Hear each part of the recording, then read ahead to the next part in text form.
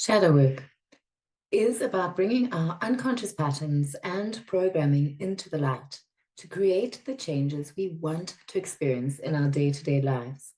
In this episode, Andrew Pearce, a transformational coach with over a decade of experience, talks to us about ego, archetypes, Blindspots, his three relationships framework, a very tangible and accessible process for personal transformation, and his haunted house analogy, which gives you a visceral understanding of what doing the inner work entails. Hi, I'm Elaine Skinner, founder of neoconnect.org, your web and app-based portal to connect with heart-led, authentic practitioners here to support you on every path of your journey to greatness. You can discover all of Andrew's upcoming courses, events, sessions, and the free support he offers on the portal. So thanks for joining us today, and we're going to dive into shadow, what it is, why someone should look into the shadowy aspects of themselves. And yeah, as a coach who coaches on shadow work, I feel the right person to dive into this topic with us today. Yeah, yes, definitely. Thanks for having me here. It's good to see you again. It's been a while since we last spoke. And yeah, it'd be great to jump into a conversation today. We want to have a look at that. That'd be awesome. For sure. Yeah, what is shadow work? Shadow work is looking at and reconnecting and reintegrating the parts of ourselves that we dislike the most and the parts of ourselves that we have rejected and abandoned along our journey of life, that we have shut aside, that we ultimately don't feel safe or don't feel comfortable with or don't want anything to do with. Shadow work is a psychological practice that anyone can do that does involve facing and integrating the shadow. And it requires someone to have the willingness to be present with the intensity of pain and discomfort that they have around certain parts of themselves. That they are, I think it's great to understand that a part that we have rejected or abandoned, we are always in the process of rejecting and abandoning that part. It's not like a one and done type thing, meaning that we are always in the pain of abandoning ourselves. We are always inflicting the discomfort of rejecting ourselves on ourselves. And so in order to face and open up the shadow to the shadow parts of ourselves, it's going to require someone to face and open up to that pain of disconnection, that pain of abandonment, and that pain of rejection. As long as someone's willing to go on that journey, I know it's not the way that I've laid it out isn't just, wow, that sounds super exciting, off we go. As long as someone's willing to go on that journey and face those uncomfortable parts of themselves, then they will have the experience of integrating and reconnecting.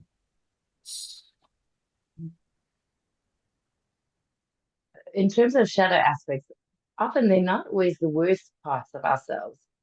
I think we often find that when we're in judgment of other people, whether it's something that we actually admire in them, and sometimes that could be a hidden aspect of ourselves. Is that correct?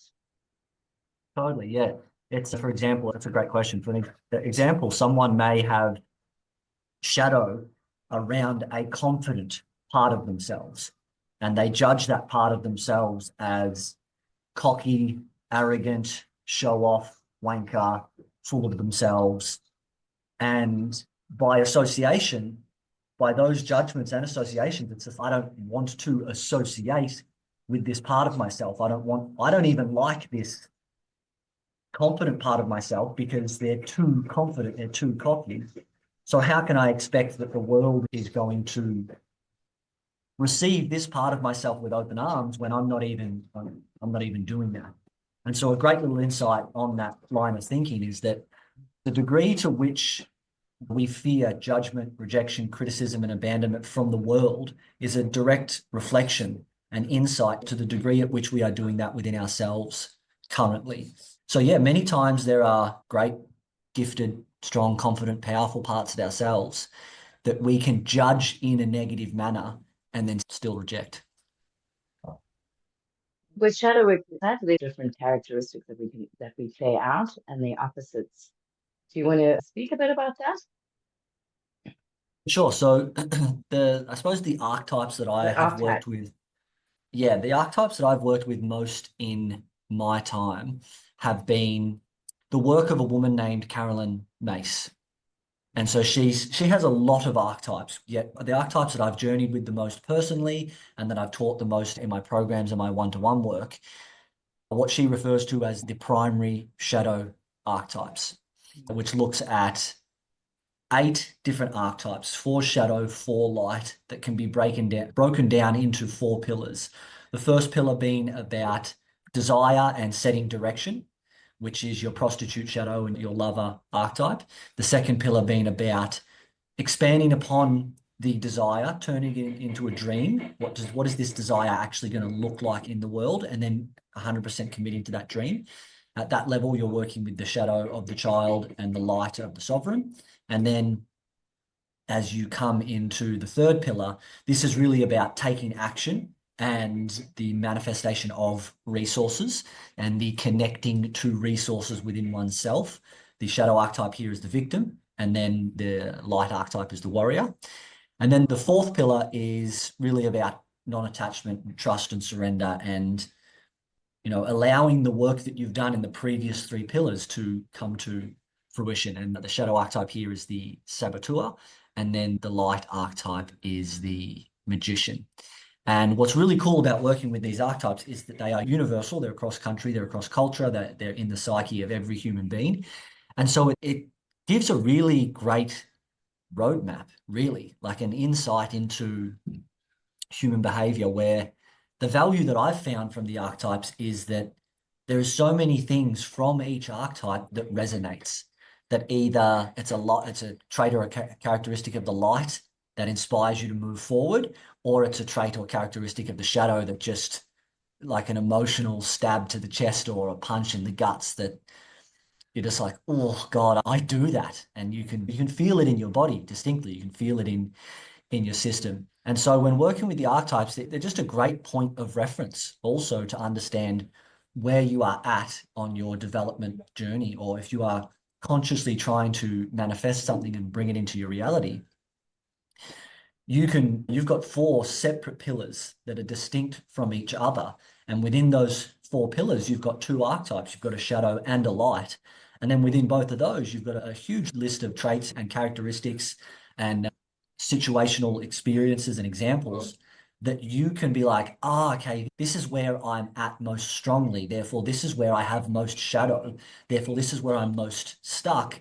Therefore, this is where my introspection needs to take place for me to successfully grow and elevate to the next level. So yeah, really powerful stuff to work with the archetypes and dive deep, whether it is the work of Carl Jung, which admittedly I haven't dove into a whole lot, considering that I do shadow work. I actually haven't read a whole lot of Carl Jung, or be it the archetypes that Carolyn Mace brings forward.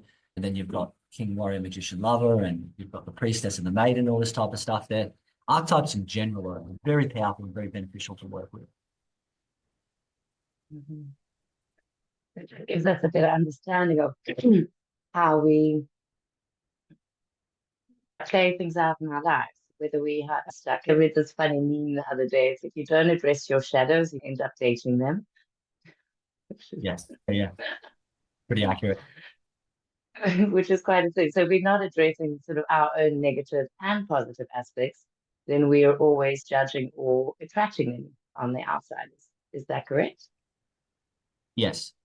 Yeah, if you're not addressing, you can't change what you don't take responsibility for, or the energies we fight, we feed, what we resist persists. An alcoholic who is in denial of their alcoholism will never move forward from it because they deny the existence of the problem in the first place. And then those emotions, those energies, they stay in the body and they manifest in a variety of different ways, and they continue to show up in someone's life until they do the inner work first. So yeah, that was pretty accurate. And then it's not easy work for one to do it themselves. So if you have the framework and you can sit in a bit of introspection, but I think where your work comes in or where coaches do is to see where people are blindsided. There's that one saying that you can't solve a problem at the same level of consciousness that created it. And very often people get stuck. I've watched you in a coaching session where you this knack of saying, oh, hold on a minute, maybe this is playing out. I've seen it, the rapid transformation that can come when someone sees their blind spots, Yes. how we create our own problems. Yes, totally. Yeah, I remember I went to a buddy one time just to do a month intensive of coaching with him. And I just said, just point out my blind spots. I know how to be with myself. I know how to release my emotion. My willingness is there. I just need you to point out my blind spots. And it is, yeah, it's so valuable. So a lot of times as well, like I'm giving clients insights and perspectives. And the way that I think about it is that it's like putting on a new lens onto their glasses, that when it's if you put X-ray vision on, whatever, that you can see the blue lights, or you put on night goggle vision or something like that, something that was previously that you couldn't see, with a new perspective or insight or analogy or a question that, yeah, expands you beyond that problem and that situation altogether. What's really powerful about a blind spot being pointed out is that it then brings an awareness to that blind spot. Of course, that's not overly profound, but what is profound about it is if something is constantly, even in your peripherals, like a lot of times people say, I'm aware of all my patterns, but they're still running them. It's okay. You may be aware of them, but you have not yet been willing to look directly at them. And so you can't look directly at a blind spot because it's a blind spot. You can't see it.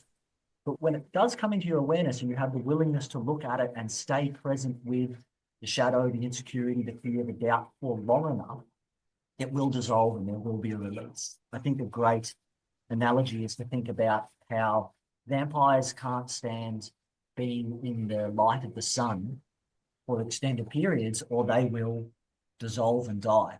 If they're in the sun very briefly, and they can get back to the shadows, they can still live. Their skin can be a little bit scorched or sizzled or whatever. However, they can still live. So if we just take if a blind spot becomes made aware to us and we only take a quick little look at it, just a quick little glance, and then look away, it's likely not going to be a long enough gaze. It's likely not going to be a long enough holding of presence to really get the dissolving or the release that someone's looking for. Yeah, I've worked with a lot of coaches in my time as well for the exact reason of help me see what I can't see. Or I've always, for the last 6 or so years at least, employed coaches that are quite intuitive themselves, whether psychic or intuitive, because I'm like, yeah, help me see what I can't see. Help me become aware of what I can't feel by what you can.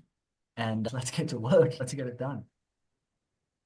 Yeah, that does next level the coaching. And I know you have that skill too, where you can often just pinpoint where someone's going on. It's quite an intuitive thing that you're able to do. And yeah. Can you add more to that? Like how does that work for you when you're working with a client? Yeah, when I'm working with a client, I'm definitely seeing the 10 years of experience that I have of human behavioral patterns and codes, like looking at the 6 needs of the ego, or Tony Robbins' 6 core needs, masculine and feminine dynamics, inner child work, also archetypes and stuff like that. So there's a backlog of knowledge or lenses or filters through which, when a client is speaking, I'm from more of a mental mind perspective, I'm looking at and seeing and recognizing patterns and codes through their language. So that's certainly there and that's taking place. And then, yeah, over the years, I never thought of myself as being intuitive or anything like that. I had a resistance to that word initially. I don't want to put myself out there and say that I can get a felt sense of where someone's at, but at the end of the day, everything's connected, so it makes sense. And I just had some people in my life that encouraged me to explore that path. And so for myself, I would say that my intuition is more so claircognizance, which is a sense of knowing, and clairsentient, which is a felt sense. So for me, whether I'm on a call with someone or not, I can just get a felt sense of where they're at or the feeling that's going on in their body. a skill of mine is my ability to articulate the emotional world and the felt experience. So often what I am able to add that's valuable for clients is something that they were struggling to articulate within themselves. So something that they were struggling to bring language to. And so even in that process of bringing language to the felt experience and naming it and speaking to it out loud is another practice and process of bringing awareness to it, to a blind spot. So that's how it goes for me, is there's either just a feeling of knowing or a felt sense of what the block is, what's in the way, what's stopping the person, or the direction that they need to head, the type of work that they need to be doing. And then I find for myself, as I begin to speak to the first felt senses that I get, more and more begins to unravel. And then I guess the intuitive feel that I get also filters through the 6 core needs, the archetypes. So both of them, both the intuitive gifts and also like my mental side of things, is just working together. I don't even necessarily think one comes before the other. It's just my experience, felt sense of it all, is that it's just happening at the same time in a very supportive, complementary type way to one and the other. And it does work well. It does work well. It gets people down into some deep stuff, and so that they can move through it. And there'll be times where I'll check in with the client and say, you okay if I just share my intuitive feels if I'm guiding them through something? And I just have a felt sense of the affirmation that's necessary, like of what it is that they need to speak to themselves, say to themselves, whether it's something that's uncomfortable that they need to name so that they can draw it up and be with it, or what the specific kind of affirmation is. There's no kind of certain process that I do for that. I wouldn't say that I'm psychic. I certainly wouldn't say I can read energies or anything like that. I don't see energies, and I'm not like, oh, okay, I know what this energy is about and I've read this before. I don't have that experience. It's just a moment to moment, person to person knowing or felt sense that I just trust and I just go with. So yeah, that's how it all works for me and how it plays out when I'm in session with a client. You work a lot with the inner child. Inner child work and shadow work, what would you say? What's the difference for people who wouldn't know what inner child work is, or what even shadow work sort of look like? Yeah. So inner child work is working with parts of yourself that are of that adolescence age. I would say up to about 12. So you're working with parts of yourself that are of that younger age, whereas a shadow that you may have of being an arrogant wanker, for example, doesn't necessarily need to be in that age bracket. Or you could have some shadow, which is also known, you can just boil it down to self-judgment around sales and marketing, for example. So sales might make someone feel uncomfortable or have them feel uncomfortable in their body because of the judgment that they have on sales or on marketing. So that isn't necessarily an inner child thing that's coming up or coming through in that moment. And with inner child work, it's really about reparenting. We have parts within ourselves that have been either trapped in time or frozen in time that are still at the mental and emotional maturity of a 7-year-old. And yet they're influencing decisions that we make in business, with money, in relationships, with health, where we live, how we travel, how we spend, all this type of stuff. And so by doing that inner child work and opening up to these younger parts of ourselves and being there with them so that they can grow and evolve, it allows a space for mental, emotional, spiritual maturity to take place. Because otherwise, there's just a multitude of 5-year-olds, 7-year-olds, 11-year-olds that are at that level of mental and emotional maturity that it's just being trapped in the body, held in the body, trapped in time, frozen in time, however you want to say it. And you could ask the question of, would you take business advice from a 7-year-old who's scared to move forward, or from a 5-year-old who's having a tantrum? And I would say 100% of people wouldn't. And yet that's certainly what can take place from individual to individual. So I would say that's the kind of a difference or a distinction that you can look at when it comes to inner child work and shadow work. The shadow work is more of a judgment or something that you may have against yourself or towards other. And then in a child, it's a behavioral thing playing out in adulthood. Yeah, there's a reparent. Both of them have judgment. Both of them have their similarities. Both of them are connected. So we certainly don't want to separate them or need to draw too many differences, for example, because, yeah, like I ran a class last night for my advanced practice students, and I was talking about the 6 needs of the ego and how the ego judges, whether it's being a judgmental person or not, the ego judges. And so inner child work, those pains and wounds are a result of judgment. Shadows that we need to face, those are a result of judgment as well. So yeah, there's certainly similarities and connections between the work, as long as a few differences here and there. And what are the 6 needs of the ego? Can you go into that a bit and what those are? With the 6 needs of ego, you have the need to judge, the need to look good, the need to justify, the need to get even, the need to be right and make others wrong. And then I forgot the 6th. The need to judge, look good, justify, get even, be right, make others wrong. And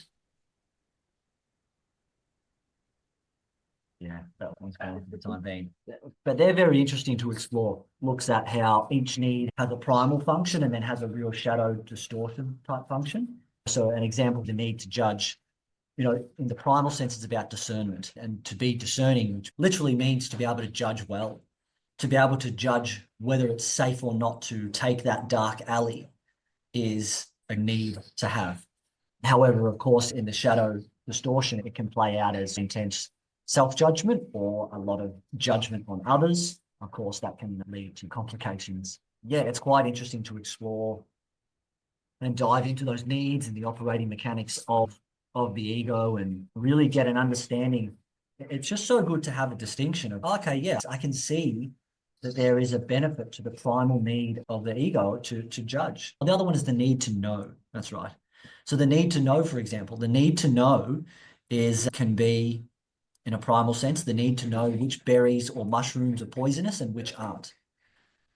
And then the need to know can come in a sense of the ego is constantly wanting closure. It's always wanting to close open loops.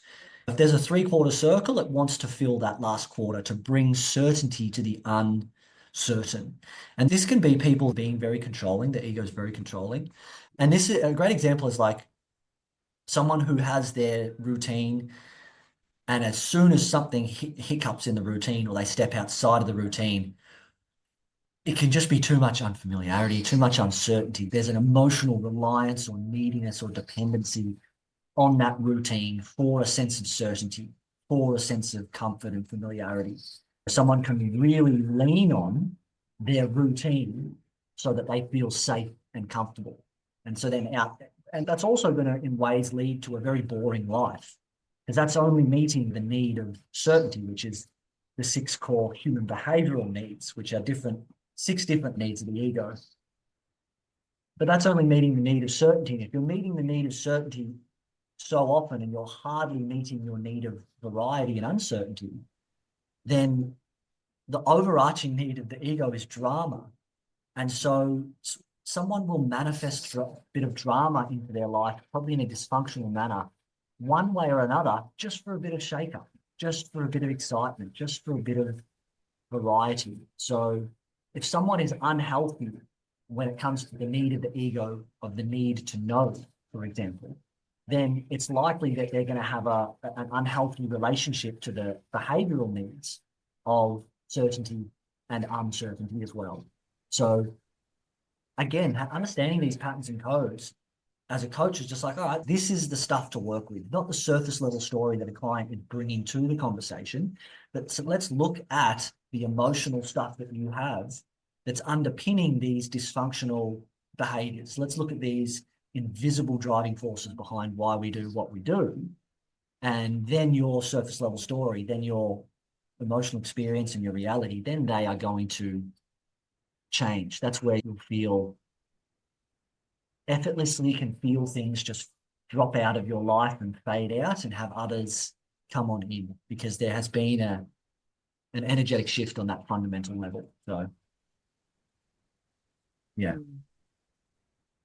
I think it's for people just to shed light on things and then be curious instead of judgmental, have some compassion and curiosity to what is beneath the surface or our drivers. So once there is awareness to it, then it's just about curiosity and some compassion that one can then change behaviors, the external reality. One other thing that happens quite a lot, you're talking about the ego. In a lot of spirituality, they're trying to transcend the ego. Yes. Yeah, I think the ego can very much get made to be the bad guy or the enemy or something to get rid of, which in and of itself that can be an egoic drive, an attachment to the idea or the identity of enlightenment. I've got to get rid of the ego. And that kind of language, I think it's cool to think about how fear and ego excludes, wants to get rid of this part, get rid of that part, rearrange this, and present the best self to the world. Whereas love is open, the heart is open and is inclusive. And so that's really how transcendence of ego takes place, is through inclusion, through heart-based practices, rather than through excluding. And yeah, I had this exact same conversation talking about a little process that I've got around inclusion and welcoming parts of yourself in. And one of the students made the comment, "Oh, love the messy parts of you." And I said, yeah, absolutely, love the messy parts. And then the note that I made was that there are times where always application of a spiritual teaching is important. If you misapply the teaching, you can create more suffering. And sometimes someone can be loving the messy parts, but really with the intention of getting rid of the messy parts. I need to love this to get it gone. So I'm going to love it. I'm going to shower it with love. But really there's this undercurrent and this hidden secret intention of ultimately trying to get rid of it or trying to fix it or heal it or whatever, which presupposes that there's something wrong, there's something to get rid of. And the application of the insight or the application of the spiritual teaching is really what is going to determine what the result and the experience is. There's times like people can be overly stoic. I think there's a lot of wisdom and depth in stoic principles. Yet if someone's overly stoic, they are so shut off to feeling their emotions, and that doesn't work. We need to feel fully that which is there for it to release or pass or move on through. Great principles, a lot of depth and wisdom and value in them. However, when incorrectly applied, can actually just have someone shut off and their emotions boil up, and it can do more harm than good. But yeah, I think there can certainly be judgments on the ego as a bad thing or a wrong thing.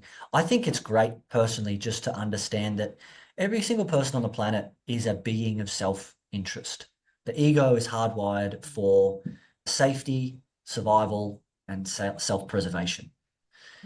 And that's that. There's no your ego, my ego, there's the ego. And you can feel how you want to feel about it, move through whatever emotions are there. Yet I find it really beneficial to be like, yeah, okay. In every single moment, in one way or another, I'm looking out for myself. And that's okay. Even if I'm very, very much a martyr, very self-sacrificing, there's still some part of me that believes that's beneficial for me to be that way in the world. There is still a drive of self-interest in that. Even if I'm broke because I give all my money to charity and my behaviors are very much of a selfless man, the definition of the ego is that the ego is what you think you are. So everyone is coming from ego, I would say majority of the time. And there's no big, like, obviously we want to evolve as a society, but there's no benefit in making that a bad thing is the point that I'm making. There's no benefit in making that a bad thing. There's no benefit in feeling bad about the self-interested nature of the ego. That's my philosophy on it is, oh, all right, it is what it is. We don't need to make a problem out of it. There's already enough of a shitstorm in the human experience. There's already enough suffering going on. Like, why do we need to create more of an issue here? That's not beneficial. So I think to just look at things objectively and be accepting of the fact that it's okay to be interested in your own self-gain. It's okay to be looking out for yourself moment to moment. That's just the operating mechanics of the ego. And also ego can be, it's not always this bad thing in the sense of all the bad traits or parts of yourself. If someone is doing a lot for others and being generous and kind and giving their time in a people-pleasing type way, that's still ego there. But usually ego is only associated when someone snaps or someone comes from frustration or someone's being jealous or insecure or they're projecting. An example that I love to use is a guy that I used to work with, and this sentence is hilarious from a egoic perspective, said, "Oh, I don't have a lot of ego." And I just thought, mate, that sentence is just riddled with ego. You have an ego investment in seeing yourself as someone who doesn't have a lot of ego. I'm like, that's ego right there. And the guy's a beautiful man. He's very heart-led in the work that he did. It's still ego. And I truly believe that someone who doesn't have a lot of ego, you're never going to catch them saying, I don't have a lot of ego. So if you ever find someone saying, I don't have a lot of ego, you can be pretty damn sure that they've got plenty going on. Again, which is fine. Everyone's where they're at on their journey. Yeah, that's my thoughts on all ego and spiritual community and stuff like that. I'm like, let's not make a problem out of it. Like I said, there's enough problems and challenges and suffering already going on in the world and in the human experience. Let's not go making a bad guy or an enemy out of the ego when that's not beneficial for anyone. It's not good for anyone. So that's my opinion on that. Yeah, and I think that's the work. It's just to have total awareness to all aspects of self, and also not to judge when the ego exists, and that's okay. It does in everyone, and then you can have more compassion for self, and then for everyone else's journey, if you're just able to accept that they're coming from ego. So everyone's doing the best they can. And I think that's one way we're certainly going to make a change, is just have that absolute compassion to self and yes, and that way. Yep. Not always easy to do. Yeah, not the easiest thing not to as do. easy. Totally, it is easier said than done. Simple in understanding, however, quite difficult at times in application. Very good. Do you want to share a bit? You've got this haunted house analogy. If you want to share, it's such a nice way how you put on what the coaching would be like and how you're shedding light onto different aspects of self. Yeah. I don't know if it's something, be happy to share. Happy to talk about it. So the haunted house analogy is, I've got a framework of growth, like a map of the growth journey called the three relationships, which looks at three primary relationships that every single human being is in at all times. And they are the relationship to fear and emotional pain, the relationship to desire and self-expression and change, and the relationship to action and time and resources. And so everyone is in relationship with these things at all times, which is a really important element of the three relationships to understand. The first one is the fear of fear, which doesn't get spoken about a whole lot. At least from my experience, I don't see it getting spoken about a whole lot in the personal development space or the spiritual space all that much. Yet I think it's incredibly valuable. I think it's where everyone should start with their growth and their development, because a high fear of fear, when someone has a strong fear of fear, which means a fear of being with strong feelings and emotions, it can be anxious about being anxious, overwhelmed that you're overwhelmed, just the fear of the discomfort of what's in your body, the fear of thoughts, like fast-moving thoughts and emotions strong feelings and emotions, the depths of yourself, going on a journey through yourself. The fear of that, if someone has a high fear of that, and then therefore their willingness to face their fear is not yet high enough to go on that journey, this is where distraction from self comes in. And this can be a burnt out multimillionaire CEO. This can be a junkie on the streets. This can be an alcoholic. This can be a workaholic. This can be someone who is from relationship to relationship. This can be someone who's never in relationships. It can be someone who is always moving around a lot.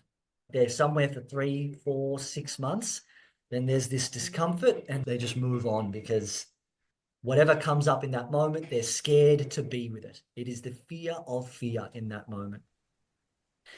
And so if someone has a high fear of fear, they may still, in the example of the burnt out CEO, they may still drive forward through the potential fears of the future because they're so strongly running from the fear and the pain that's in the body in the present moment. So that type of person might not necessarily think, oh no, I'm not scared of fear. I'm not a fearful type person. I take on a lot in my life. I have a lot of responsibility. I've produced a lot of great results. I've moved forward despite fear many times, and I've overcome a lot of fears. Yet their life is insanely busy in a negative way. They're stressed and they're burnt out and they're feeling empty in their body. So really, they do have a fear of fear because what we're really talking about here, and that each relationship has a skill and ability and a fear and a direction and gifts and a theme and stuff like that. In relationship number one, the skill is emotional release and the ability is the ability to be with oneself. So that burnt out CEO is low on the skill and the ability. They're not great at releasing their emotion. They're not great at being with themselves. Just as the alcoholic, who may externally, their life is they avoid a lot of fear. They haven't achieved much. They don't really move forward. They still have a strong fear of fear because their way of not being with themselves isn't diving into work and achievement like the burnt out CEO. It is diving into the bottle or smoking joints or taking drugs or whatever it might be to distract themselves from having to be with the fear of fear that is in their body and in their system. And this then leads into the other relationships. So it can lead to someone not trusting their intuition, which is like, just stay still for a little bit longer. It can have people rush into relationships that are wrong for them because there can be a judgment of you're single, all your friends have partners and they're going to have kids soon. You should hurry up. You should hurry up. If someone lacks the skill and ability to be with that fear in that moment, then they're going to move forward, which is really driven by actually moving away. And so they're not necessarily going to move forward into something that's right for them because their primary drive is moving away from their judgment on themselves in that moment, coming back to judgment of you're a single loser. Like everyone thinks blah, blah, blah. You might be single forever. And it's just these judgments that's going on. It's, oh, fuck, that's too scary to even risk. I'm going to force this relationship. I'm going to force this business. I'm going to force this career.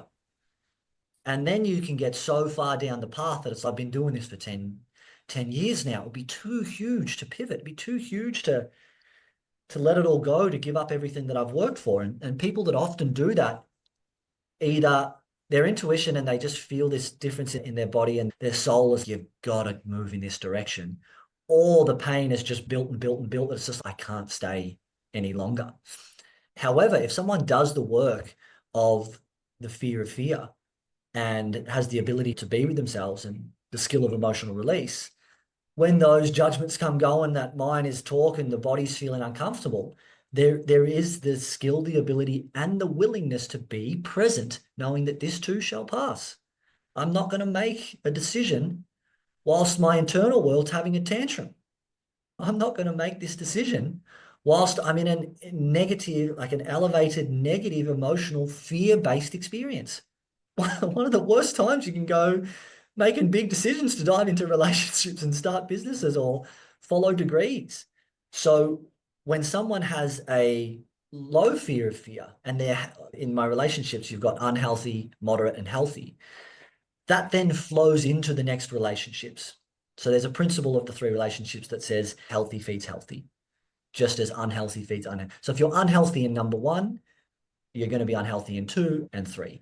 But being healthy in relationship 1 naturally has you feel more calm and connected in relationship 2 and better at following your intuition and going with change and things like that.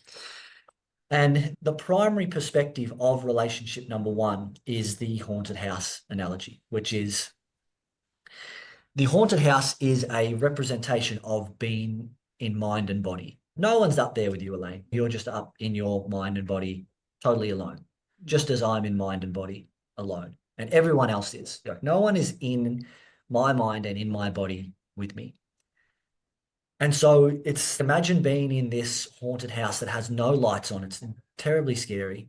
There's these 100 doors that if you were to open the doors up and turn the lights on, it would shine out into the house.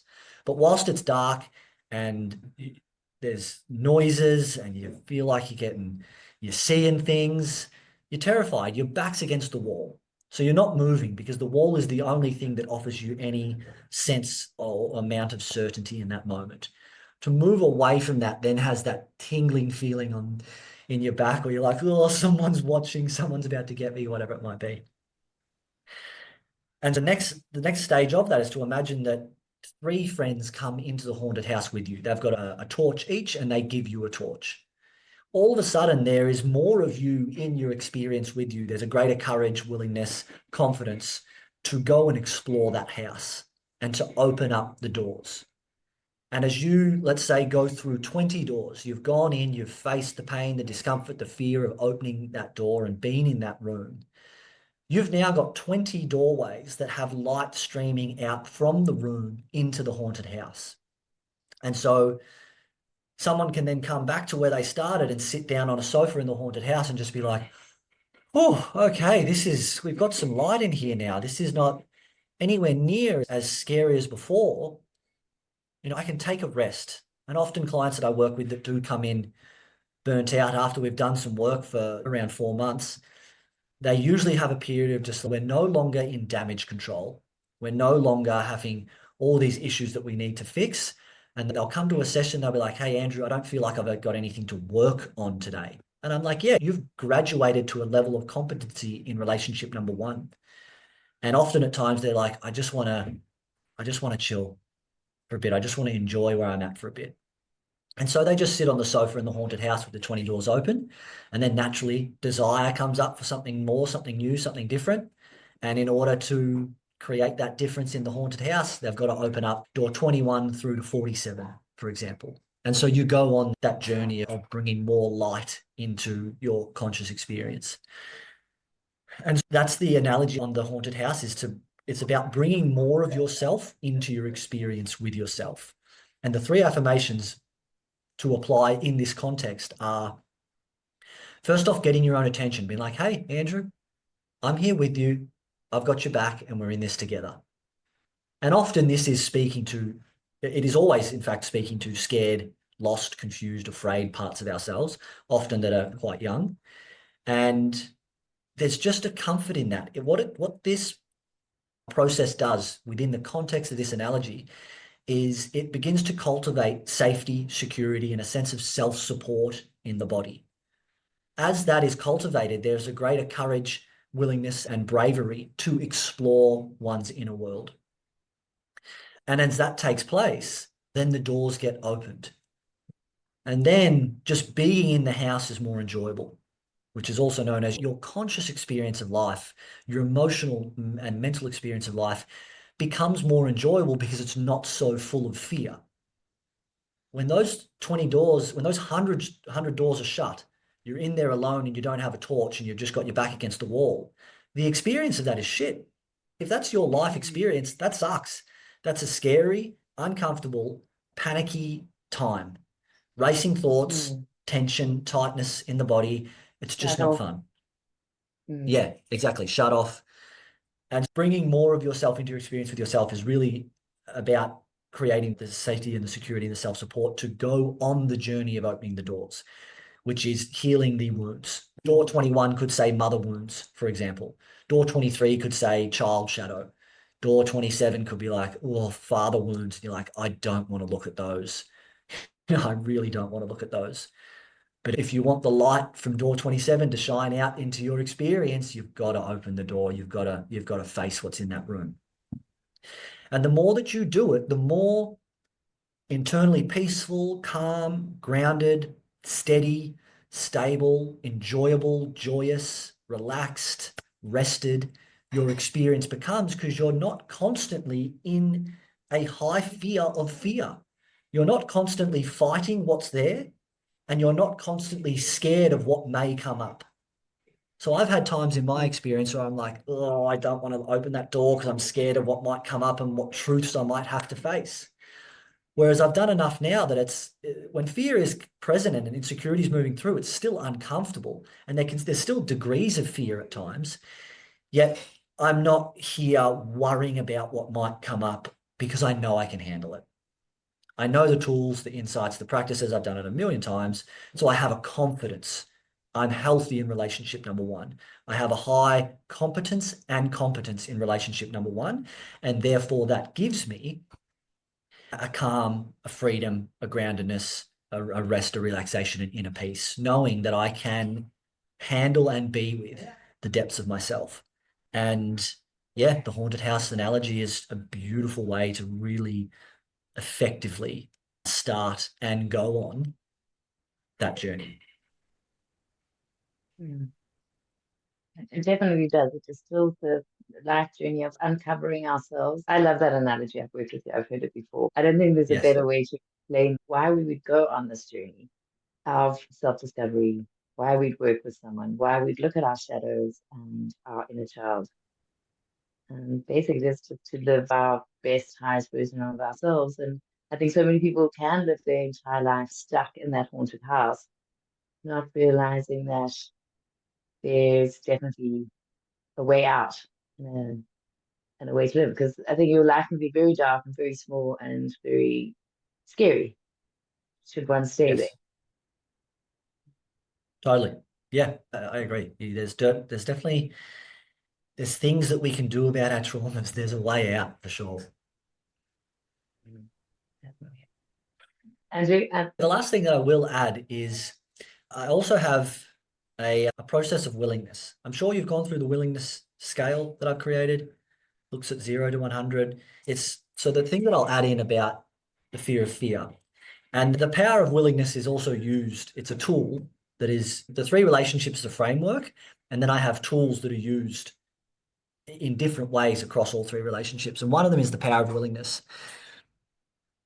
Whenever there is an ever fluctuating relationship between fear and willingness.